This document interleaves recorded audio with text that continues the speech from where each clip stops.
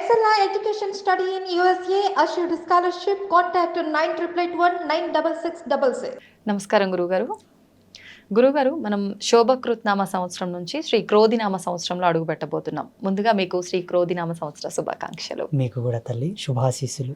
Thank you me channel వాళ్ళు మీరందరూ కూడా సుఖ సంతోషాలతో ఉండాలని నేను కూడా కోరుకుంటున్నాను. థ్యాంక్ యూ గురుగారు. నా తరపు నుంచి మా ప్రేక్షకుల తరపు నుంచి మీకు ధన్యవాదాలు. గురుగారు, అయితే ఈ క్రోధినామ సంవత్సరం అనగానే పేరు వినటానికే కొంచెం క్రోధి అని అంటే కోపము, ఆ రకంగా కొంచెం భయపెడుతుంది. అయితే ఏ రకంగా ఉండబోతుంది గురుగారు ఈ క్రోధినామ సంవత్సరంలో? మీరు ఈ క్వశ్చన్ నన్ను అడగడం కరెక్ట్ కాదేమో అనుకుంటాను నేను. అవునా? ఎలాగంటే ఇప్పుడు ఒక సిద్ధాంతి సంసారికుడు అయితే ఒకలాగా ఉంటుంది, సన్యాసి అయితే ఒకలాగా ఉంటుంది. మేము సన్యాస ధర్మంలో ఉన్నాం కాబట్టి అమంగళం ఎప్పుడు పలకవలదు. ఓకే, మా నియమం అది. ఒకవేళ అక్కడ అమంగళం జరిగేది ఉన్నా మంచిగా అవుతుంది అనాలే. మా వాక్కు బలం నుంచి అన్నది మంచిగా అవుతుంది. 100% డేంజర్ జరిగేది ఉన్నా 50% అన్న మంచి జరుగుతుంది. క్రోధినామ సంవత్సరం అంతయు శుభంగానే ఉన్నది, క్షేమంగానే ఉన్నది, సస్యశ్యామలంగానే ఉన్నది. వర్షాలు కూడా సకాలంలో పడతాయి, పంటలు బాగా పండుతాయి, అందరూ సుఖ సంతోషాలతో ఉంటారు. గ్రహాల స్థితిగతులు, గ్రహాల యొక్క మార్మికమైన మారడం చేయడం అనేది ఉంది. ఆ తర్వాత అందరికి వర్తించే విషయం కాదు, అందరికి అవసరం కూడా కాదు. పంచాంగ రచన, జ్యోతిష్య రచన, శాస్త్ర సిద్ధాంత రచన కేవలము మనిషి యొక్క కళ్యాణకారకమై రచించబడ్డాయి. వాటిని చూపించి మనసులను భయపెట్టే కోణం కాదు, వారించాలి. ఈ సమయంలో ఇలా గ్రహగతులు ఇలా మారబోతున్నాయి, రాసుల యొక్క సముదాయం ఇలా చేంజ్ అవ్వబోతుంది కాబట్టి దానికి ఎనర్జీ బూస్ట్ చేసే పూజలు చేయండి. వాటికి ఆపోజిట్ డైరెక్షన్లో కాకుండా రైట్ డైరెక్షన్లో ఎనర్జీ రిసీవింగ్ అయ్యేటటువంటి పూజలు చేయండి, యజ్ఞములు చేయండి, హోమ ధూమముల చేత ప్రకృతిని రంజింపజేయండి, గ్రహాల యొక్క స్థితిగతులు శాంతి పడేటట్టుగా చేయండి. అలా, అంతేగాని ఈ రాశి వాళ్ళకి ఇది జరుగుతుంది, ఆ రాశి వాళ్ళకి ఇది జరుగుతుంది అని చెప్పగలిగే వాళ్లకు నేను ఒకటే చెప్తున్నాను. నిగ్రహానుగ్రహ సంపన్నులకే గ్రహాల మీద పట్టుంటది.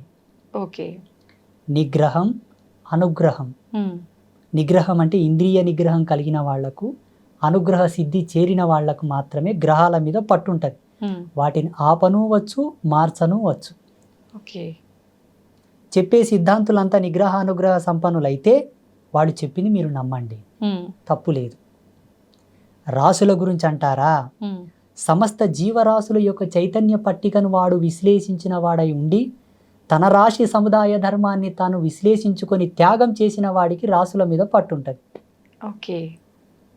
జ్యోతిషం అంటారా, ఆత్మజ్యోతిని దర్శించిన వాడికే జ్యోతిషం మీద పట్టుంటది. పుస్తక పటిమ అందరు చెప్పొచ్చు తల్లి, వీళ్ళేం కొత్తగా పంచాంగ రచన చేయలే. ప్రపంచంలో ఉండేటటువంటి ఆస్ట్రోఫిజిక్స్ అంతా కూడా, పంచాంగాన్ని అంతా కూడా డిస్ట్రాయిడ్ చేద్దాం, రూపుమాపుతాం మొత్తం. ఎక్కడ కూడా కించిత్ అయిన ఆనవాళ్ళు లేకుండా మొత్తం బంద్ చేద్దాం. కొత్తగా పంచాంగ రచన చేయమని చెప్పు వీళ్ళని, చేయలేరంటారు. ఎలా చేస్తారు? తరతరాల నుంచి వచ్చే పంచాంగాన్ని వీళ్ళు మారుస్తున్నారు.